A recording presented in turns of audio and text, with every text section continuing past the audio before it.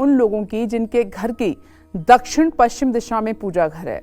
इस दिशा में पूजा घर होना शुभ है या फिर अशुभ? ऐसा पूजा घर के सदस्यों पर कैसा प्रभाव डालता है, आइए पंडित जी से जान लेते हैं। पंडित जी बताएं। देखो विपनेश, पहली बात तो ये समझो कि घर में पूजा घर क्यों आवश्यक है। जैसे घर में शरीर निर्वाह के लिए रसोई आवश्यक है जी। जहाँ भोजन बनता है, शरीर को विश्राम देने के लिए शयन कक्ष आवश्यक है, नित्य क्रिया के लिए शौचालय बाथरूम आवश्यक है। उसी तरह से मस्तिष्क को ऊर्जावान बनाए रखने के लिए और मन को सही दिशा में लगाए रखने के लिए घर में पूजा स्थान का भी होना आवश्यक है।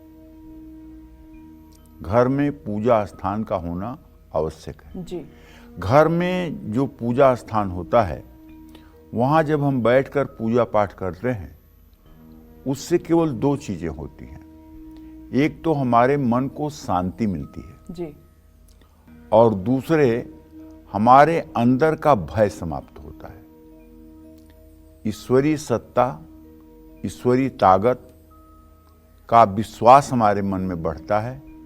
इसलिए हम कठिन से कठिन परिस्थितियों का भी उस धैर्य और आत्मबल के बल से हम मुकाबला कर पाते हैं। इसीलिए जब भी हम मंदिरों में जाते हैं, तीर्थों में जाते हैं, तो हमें एक नई ऊर्जा प्राप्त होती है। देखिए, अगर कोई बात सिर्फ मुंह से कही जाए तो उसका आनंद आपको महसूस नहीं होगा, लेकिन अगर वो काम आपने किया हो और उसकी अनुभूति आप करें तो आपके शरीर में सिहरन पैदा हो जाएगी। उदाहरण के लिए, अगर आपने तीर्थराज प्रयाग का खूब वर्णन किया, लेकिन अगर आपने कभी संगम में जाके डुबकी नहीं लगाई है तो आपको वो आनंद पता नहीं चलेगा। बिल्कुल। एक बार संगम जाइए, तीर्थराज प्रयाग में, ये आज के प्रयागराज जिले में है, पहले इलाहाबाद जिला था, जहां गंगा और जमुना मिलती हैं, जहां गंगा जमुना का संगम होता है। एक तरफ से पश्चिम तरफ से जमुना जी का हरा पानी आता है और पूरब तरफ से गंगा जी का सफेद पानी आता है, आपको दिखाई देगा। और दोनों पानी जहां ऐसे मिलता है, वहीं पे आप डुबकी लगाइए, 3 बार डुबकी लगाइए।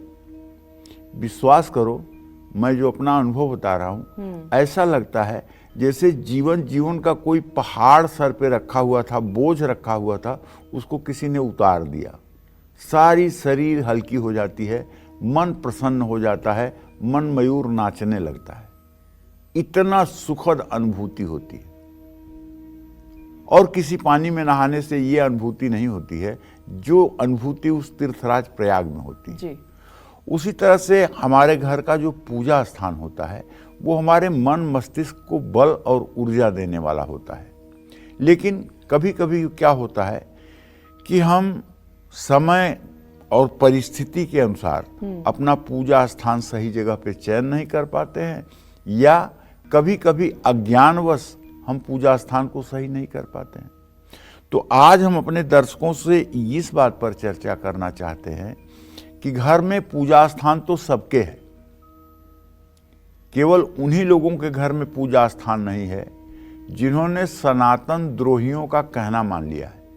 ये सनातन द्रोही वो लोग हैं जो लोग ज्योतिष की एक किताब है उसके अपने आप को विशेषज्ञ कहते हैं और बताते हैं कि आपके घर में पूजा स्थान नहीं होना चाहिए, आपके घर में दिया नहीं जलना चाहिए, आप ज्योत मत जगाइएगा, आप तुलसी मत रखिएगा, आप घंटी मत बजाइएगा।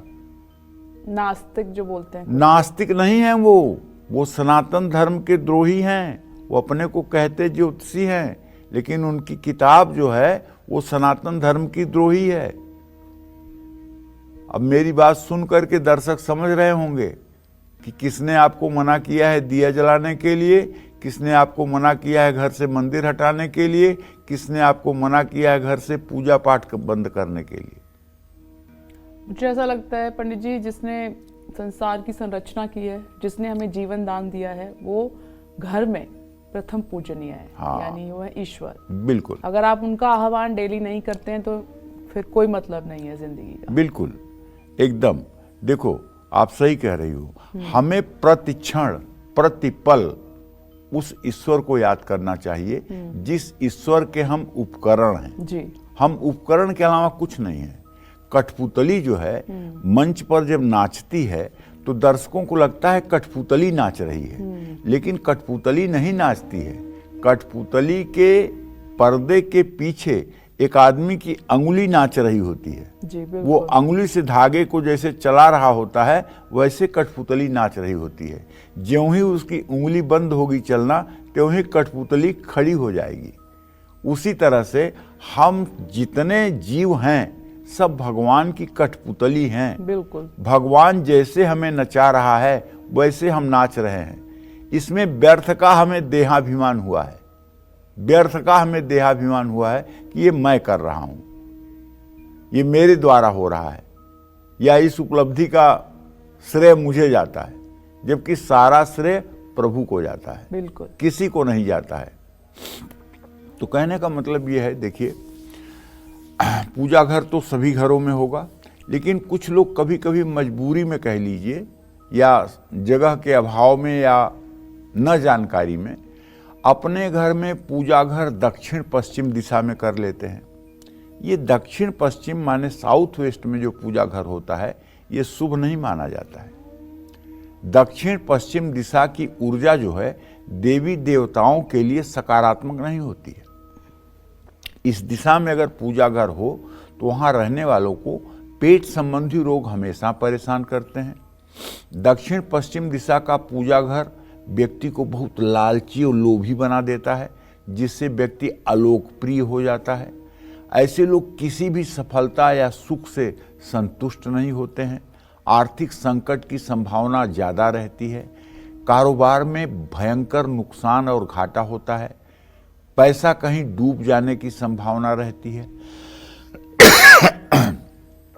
दक्षिण पश्चिम दिशा पितरों की पूजा के लिए शुभ है, न कि देव पूजन के लिए। दक्षिण पश्चिम दिशा में भगवान विश्वकर्मा का चित्र लगा करके उनकी पूजा की जा सकती है। शेष देवी देवताओं की पूजा नहीं की जा सकती है। जय मां विंध्यवासिनी।